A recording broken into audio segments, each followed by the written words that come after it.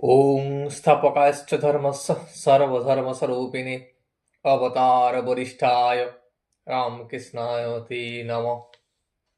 ঠাকুর মা ও স্বামীজির চরণে শতকোটি প্রণাম।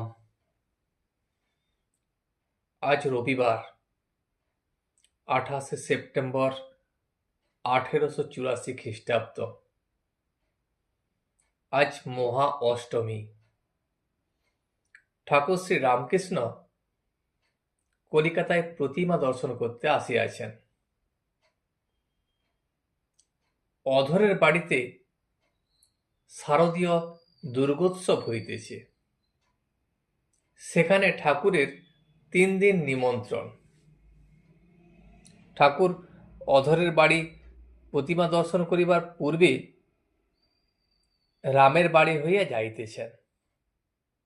সেখানে বিজয়, কেদার, রাম, সুরেন্দ্র, চুনিলাল, নরেন্দ্র, নিরঞ্জন, নারায়ণ, হরিশ, বাবুরাম, মাস্টার আরো অনেক ভক্ত সেখানে উপস্থিত আছেন।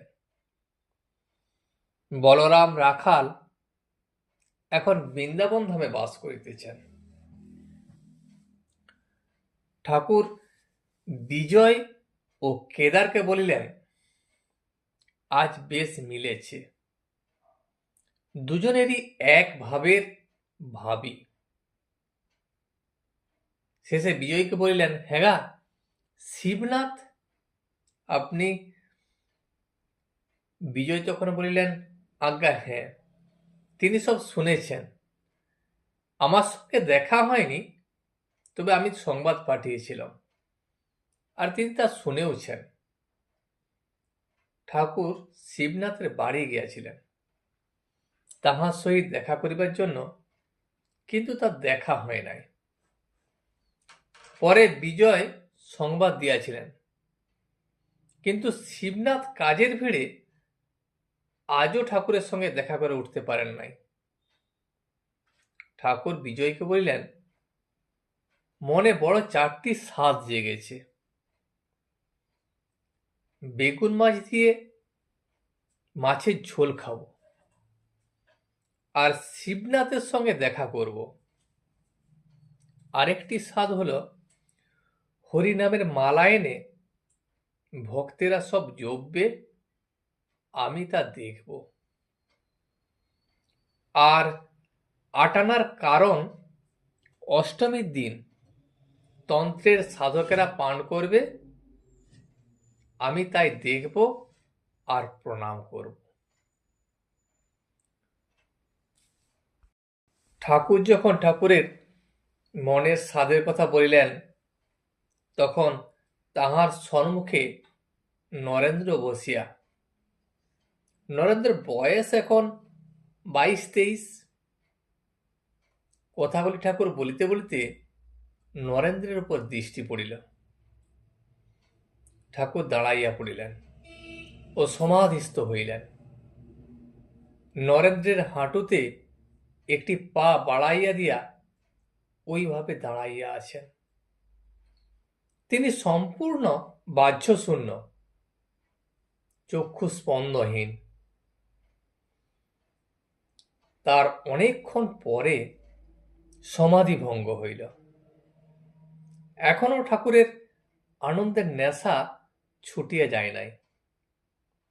ঠাকুর নিজেকে নিজেই কথা কইতেছেন, ভাবস্থ হইয়া নাম করিতেছেন, বলিতেছেন, সচ্চিদানন্দ সচ্চিদানন্দ সচ্চিদানন্দ।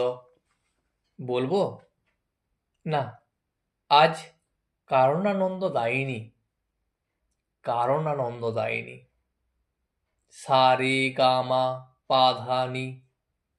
নিতে থাকা ভালো নয়, অনেকক্ষণ তাতে থাকা যায় না।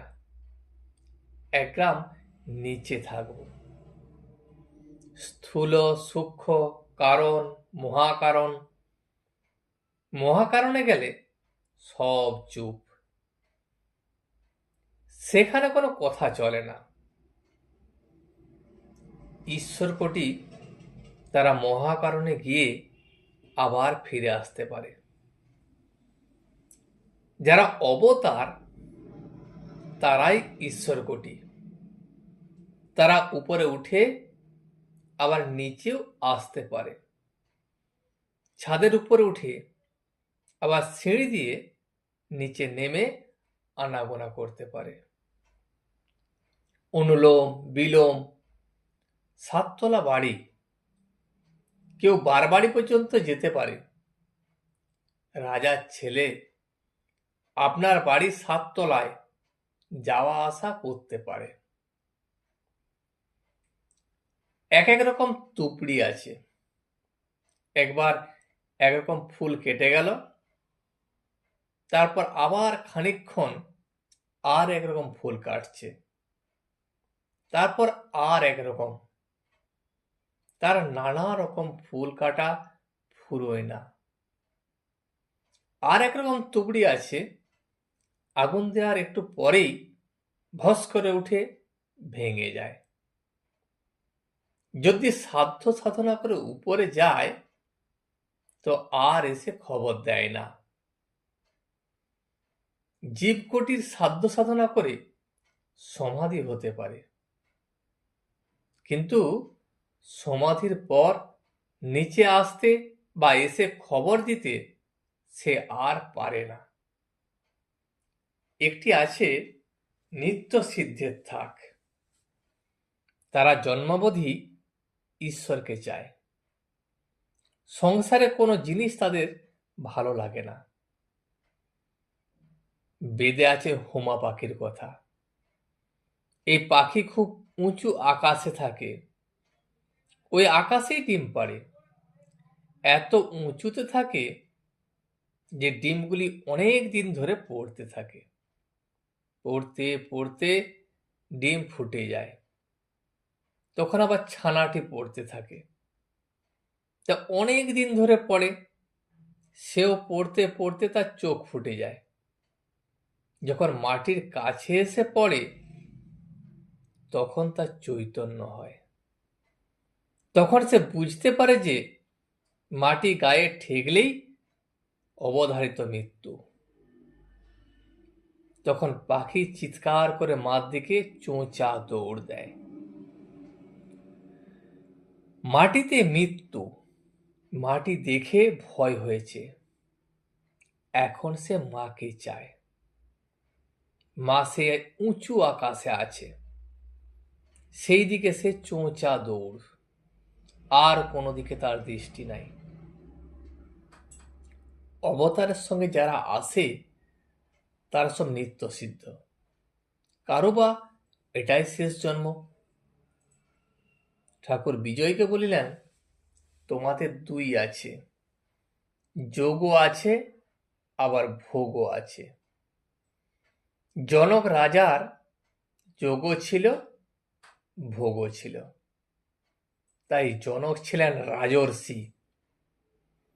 রাজা ঋষি 2, যেমন নারদ দেবর্ষি, আর সুখদেব তিনি হলেন ব্রহ্মর্ষি।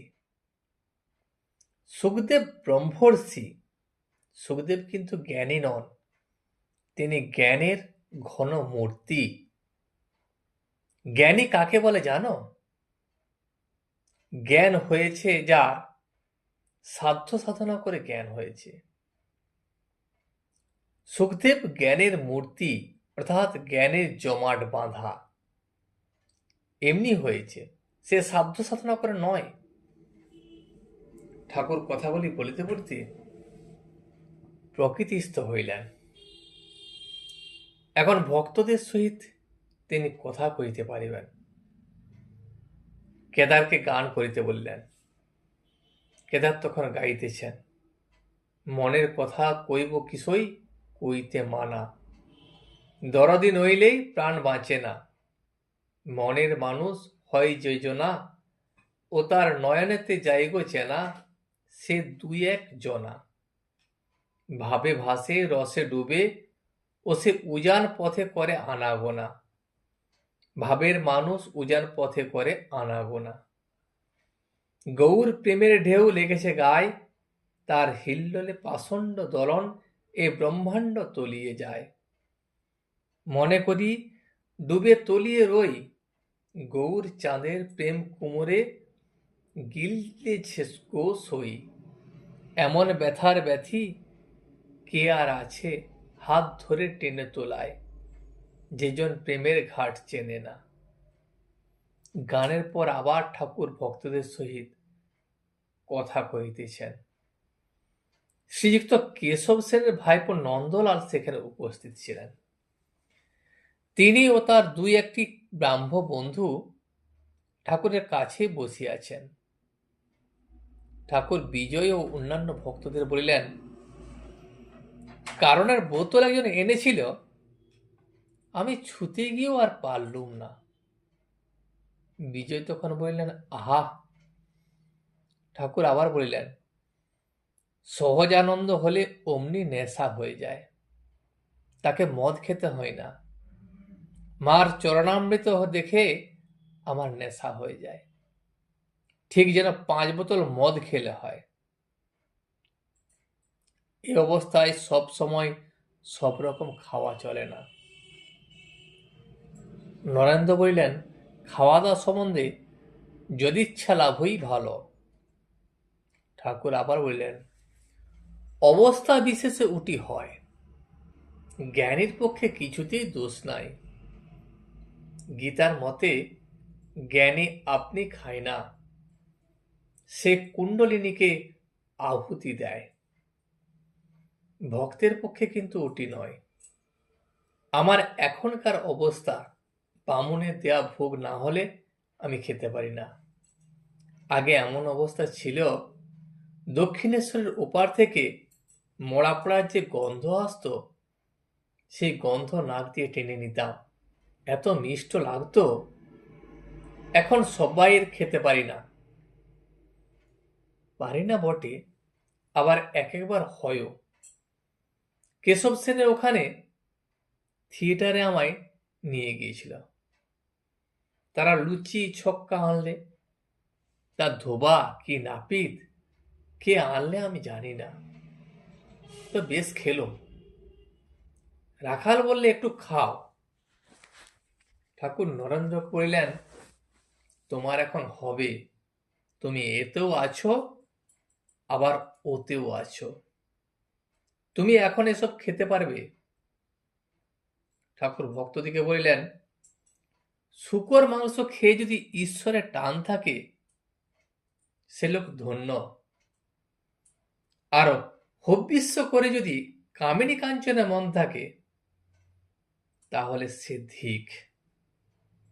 আজ এই পর্যন্তই। ভিডিওটি শেষ পর্যন্ত দেখার জন্য আপনাকে অসংখ্য ধন্যবাদ। ভিডিওটি যদি আপনার ভালো লেগে থাকে তাহলে একটা লাইক, কমেন্ট এবং বন্ধুর সাথে শেয়ার করে দেবেন। সাবস্ক্রাইব করে পাশে থাকা বেল আইকনটি বাজিয়ে দেবেন, যাতে আপনাদের নতুন ভিডিওগুলি সর্বপ্রথম আপনার কাছে পৌঁছে যায়। জয় শ্রী রামকৃষ্ণ, জয় শ্রী রামকৃষ্ণ, জয় শ্রী রামকৃষ্ণ।